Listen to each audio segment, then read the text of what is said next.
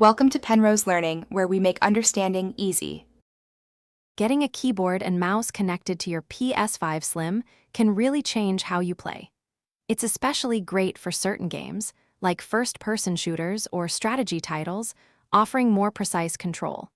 We'll walk through the whole process, making sure your setup is smooth and ready to go by 2025.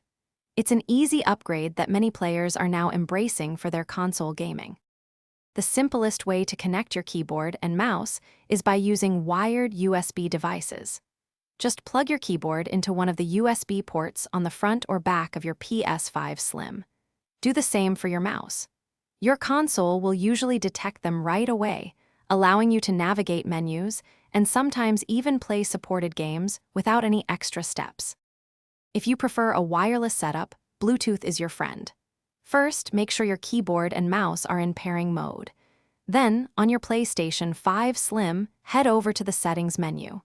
From there, select Accessories, then Bluetooth Accessories, and your devices should appear on the list.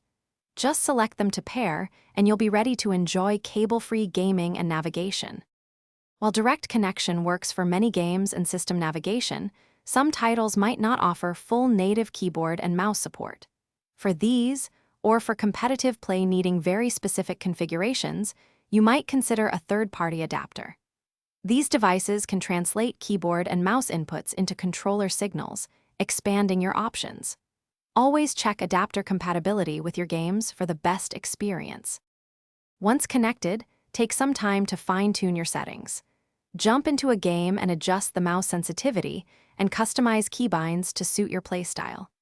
Experimenting with these settings will ensure you get the most out of your keyboard and mouse setup. It's all about creating the most comfortable and effective gaming environment for you on your PlayStation 5 Slim. Thanks for watching. If this was helpful, leave a like and consider subscribing. See you next time.